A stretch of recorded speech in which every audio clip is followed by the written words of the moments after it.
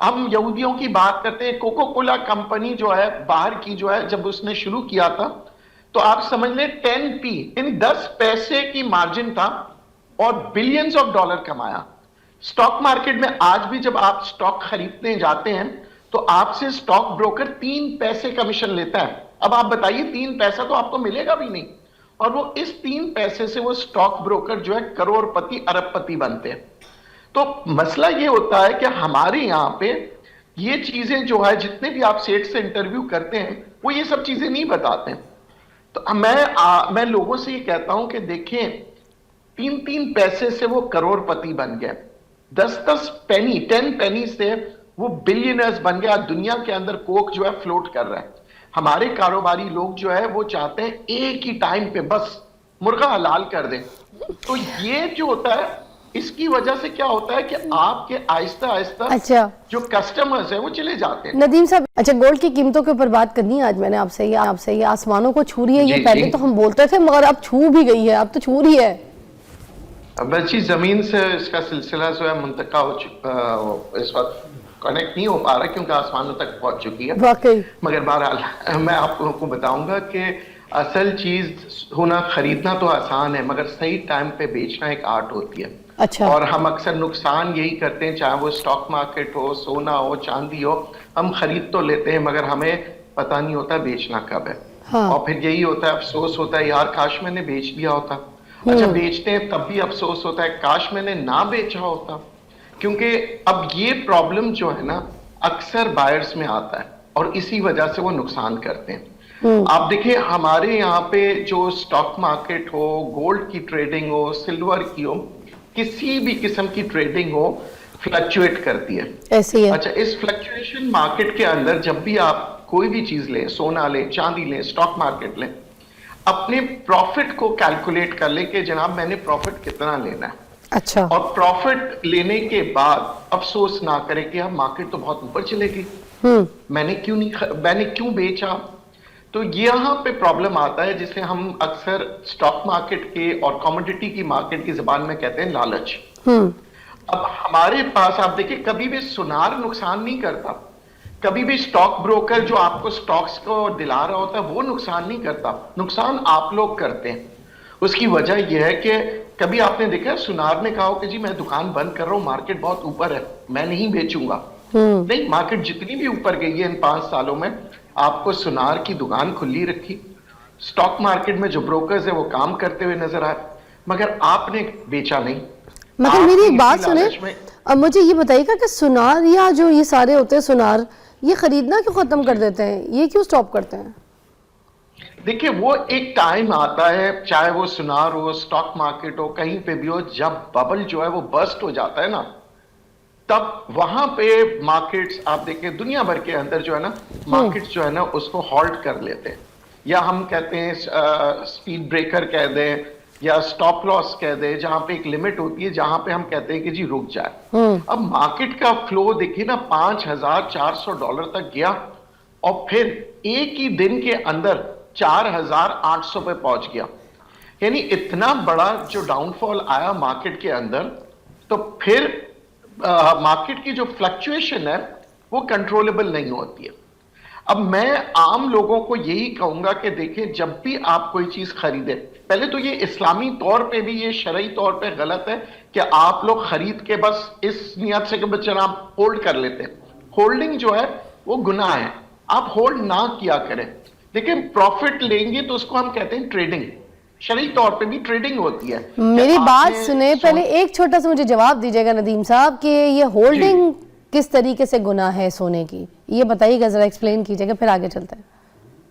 جی جناب، یہ قرآن شریف کی آیت بھی ہے اور اس کے مختلف حدیثوں میں بھی اس کا ذکر کیا گیا ہے کہ جناب کے سونا چاندی جمع کرنے والوں کو منع کیا گیا ہے کہ آپ اس کو جمع کر کے مت رکھیں. یہ عورت کی زینت ہے، عورت پہننے کے لیے لیتی ہے اور پھر اسے اگر وقت ضرورت بیچتی ہے تو کوئی گناہ نہیں ہے.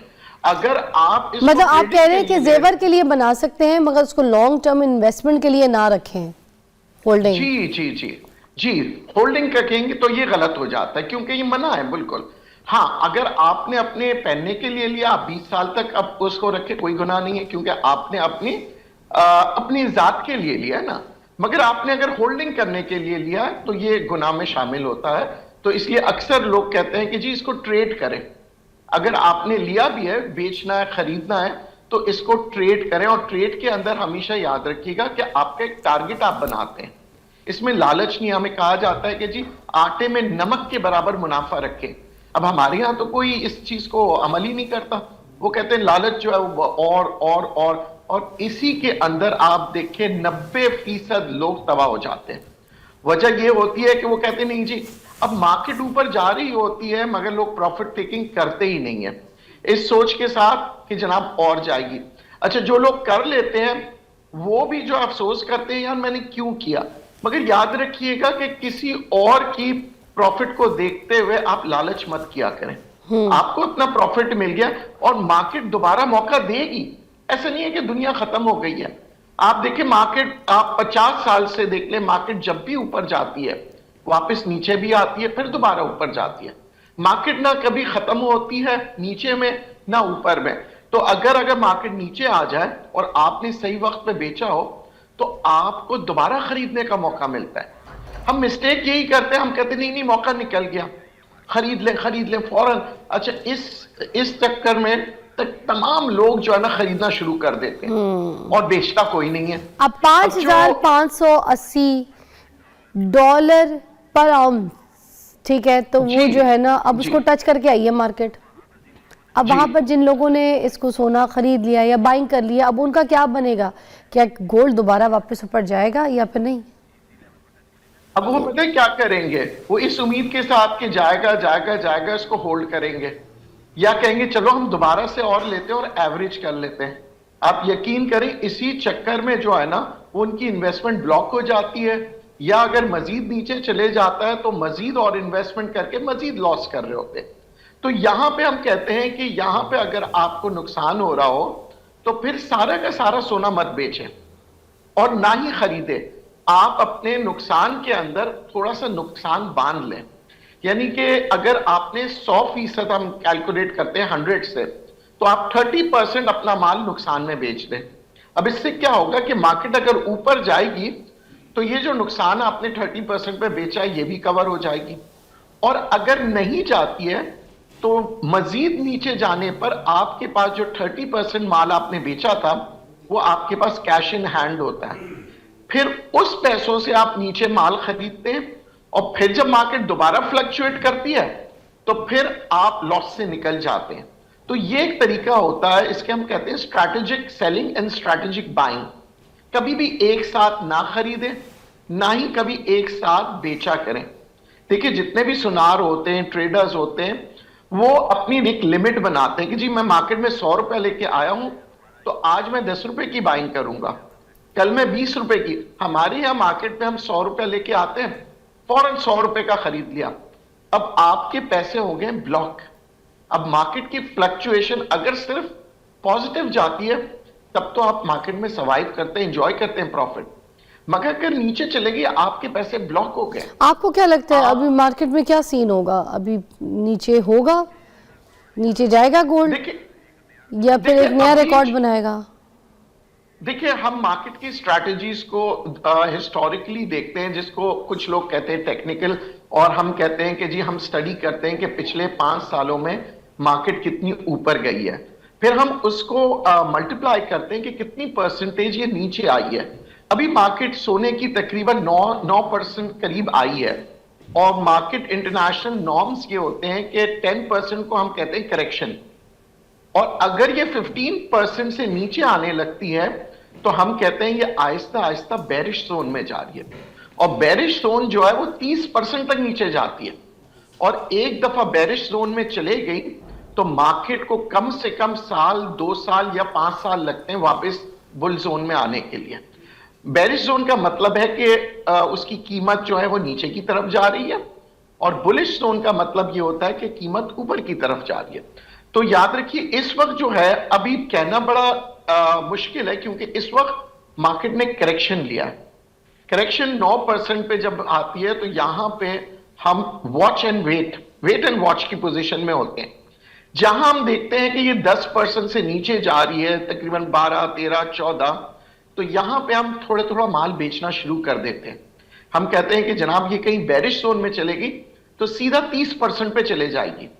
अच्छा, 30% से जब और मजीद जाती है 40, 50, 60% जो होता है वो होता है रनअवे जोन।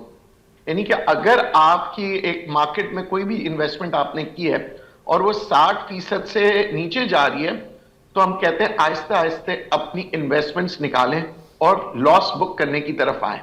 हमारे यहाँ स्ट्रैटेजी किसी को पता नहीं है, वो बेचारे नीचे आती है, मजीद आती है इसी होप के साथ कि जनाब अब हो जाएगा सही। नहीं, कोई अब कहेगा टेक्निकली सही हो रहा है, कोई कहेगा जनाब फलां न्यूज पे ऊपर चले जाएगी, और उस पे वो फिर मजीद बाइंग पे बाइंग करते रहते हैं जी। और आखिर में कहते हैं हम तो कंगाल हो गए, हमारे तो जमा पूंजी सब खत्म हो गए, हम तो लुट गए, तबाह हो गए, ये स्टॉक मार्केट जुआ है, ये सोने का कारोबार एक जुआ है। जनाब ये जुआ है उनके लिए जो जुए की तरह खेलते हैं, जो ट्रेडिंग करते हैं उनके लिए ये ट्रेडिंग फ्लोर है। तो हमारे यहाँ पे क्या होता है कि हमें कोई भी हम कारोबार करते हैं ना, प्लानिंग और उसकी स्टडी नहीं करते। आप देखिए जो भी आप कारोबार करें, मैं कहता हूं कारोबार में बहुत बरकत है, अल्लाह ताला उसमें बरकत डालता है, मगर अल्लाह ताला मना करता है सूद से, मना करता है कि आप जो है कर्जे पे काम लेते ना और काम करते ना किया करें, क्योंकि ये एक आप जुआ खेल रहे हैं ना, आप किसी और के पैसे पे। तो ये सर्टेन चीजें मैं अक्सर कहता हूं कि अगर आपको बिजनेस सीखना है तो उसके जो इस्लामिक एथिक्स है, जो इस्लामिक मेथड्स है, उसको समझ जाएंगे तो आपका हर कारोबार जो है ना कामयाब होगा। मगर हम नहीं समझते, हम कहते नहीं।